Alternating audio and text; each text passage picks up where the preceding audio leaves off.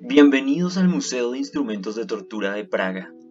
Son algunos de los inventos más diabólicos jamás creados. Han sido utilizados por gobiernos, colectividades e individuos y han escrito una de las páginas más negras de la historia de la infamia. Primero, una definición. ¿Qué es la tortura? Tortura es toda actividad cruel, inhumana, degradante contra el individuo, con fines punitivos, intimidatorios, de venganza o para simplemente obtener información. Y un instrumento de tortura es esencialmente cualquier medio para infligir dolor a un ser humano.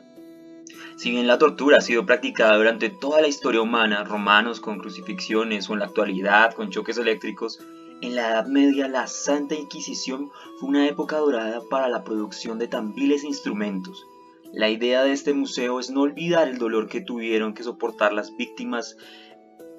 El objetivo es recordar para que nunca volvamos a caer en estos comportamientos.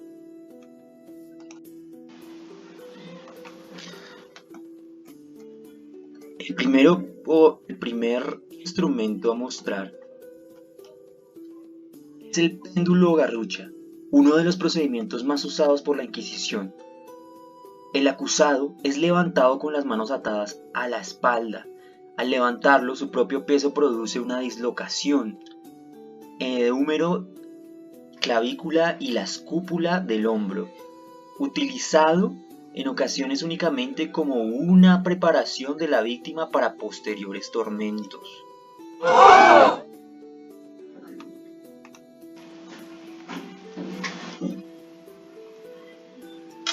Bien, continuemos con nuestro recorrido.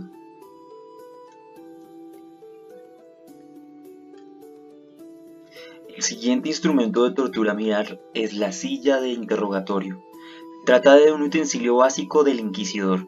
El efecto de los pinchos sobre la víctima es evidente y no necesita comentarios. Este sufre atrozmente desde el primer instante que el interrogatorio empieza, que puede ser más intenso si le aplicas sacudidas o golpes en los brazos o piernas u otra parte del cuerpo.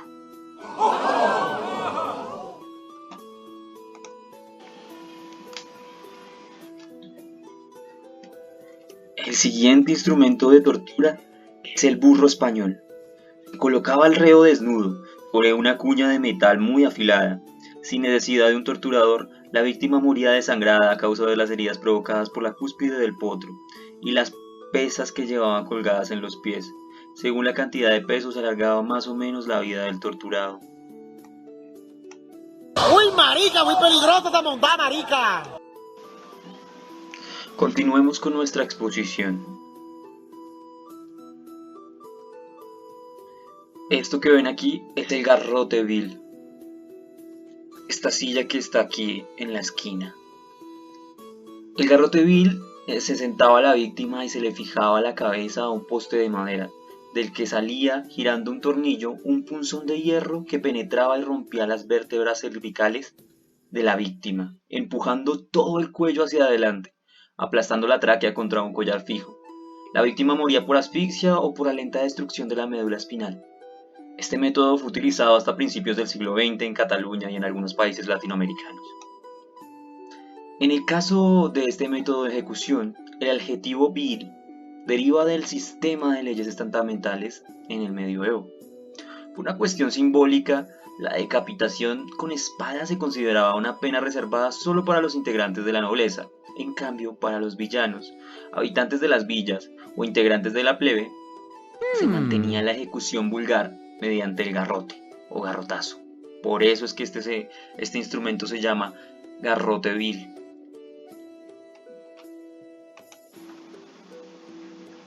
Lo siguiente a mirar son estas máscaras de aquí. No se dejen confundir, no son máscaras de carnaval ni mucho menos, son las máscaras de la ignominia. La iglesia castigaba las infracciones menores mediante este método.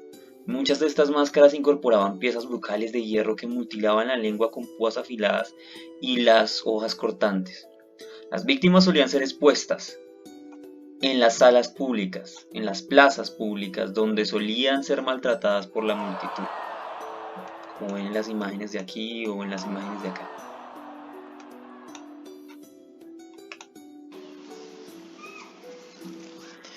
Continuando con nuestra exposición, Nos dirigimos a la siguiente sala. Aquí podemos ver el trono. Un nombre sarcástico en definitiva. El imputado era colocado al revés, con los pies bloqueados en los cepos de madera, tal cual como podemos ver en esta imagen. Este dispositivo era muy usado porque en la legislación del medioevo, usualmente a la tortura se le recomendaba hacerse en una sola sesión, lo que facilitaba este instrumento era que la sesión pudiera durar días enteros.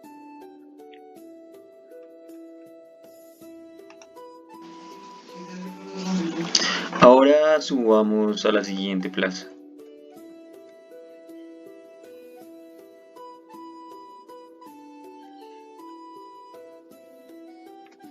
El siguiente instrumento de tortura que veremos es la famosa doncella de hierro.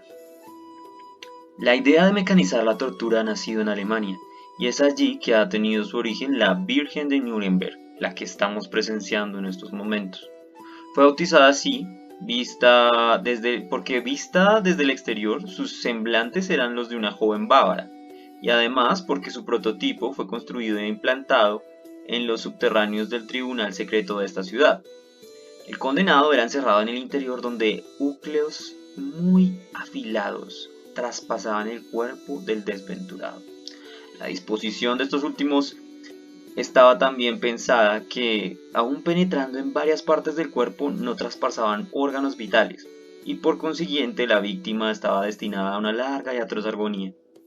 El primer testimonio de una ejecución ocurrida con la Virgen se remonta a 1515 y es relatado por Gil Freytag en su Bilder Astur Deschnet Bergamen. Cuenta que la pena infligida a un falsificador que permaneció en el interior del sarcófago durante 3 días entre espasmos atroces.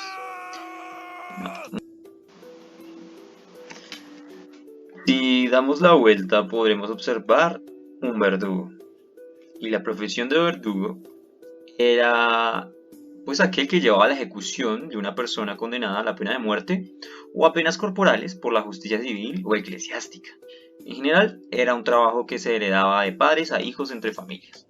Debido a la mala reputación del oficio, los matrimonios se celebraban entre familias de verdugos, llegándose a dar famosas sagas como los Samson en Francia. Aquí podemos ver en las pinturas cómo los verdugos estaban presentes siempre en estas ejecuciones. Bien. Continuando el recorrido, permítame le muestro ahora a las capuchas de la infamia. Estas capuchas eran vestidos y quienes lo portaban estaban purgando alguna acusación. En letras rojas se dibujaban imágenes que tuvieran que ver con el crimen cometido. Era usado para faltas menores.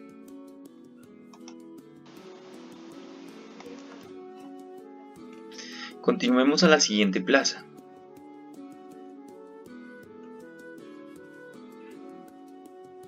Aquí podremos evidenciar la cuna de Judas. La cuna de Judas es un instrumento de tortura utilizado principalmente para sacar confesiones. Consiste en una pirámide puntiaguda sobre la cual se alza a la víctima para después dejarla caer una o varias veces, de modo que la punta topará contra su zona genital o anal con mayor o menor presión, dependiendo de cómo evoluciona la confesión. Su invención se atribuye al jurista boloñés Hipólito Marsili en 1450.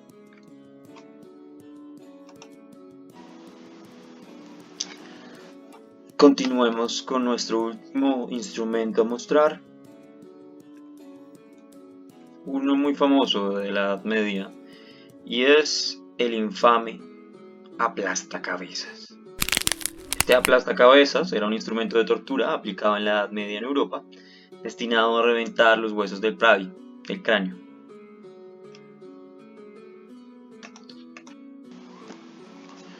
No siendo más su visita en este museo, les doy las gracias por haberlo visitado y espero que vuelvan pronto. A la salida podrán encontrar folletos y espero que inviten a sus amigos y compartan la información aquí revelada.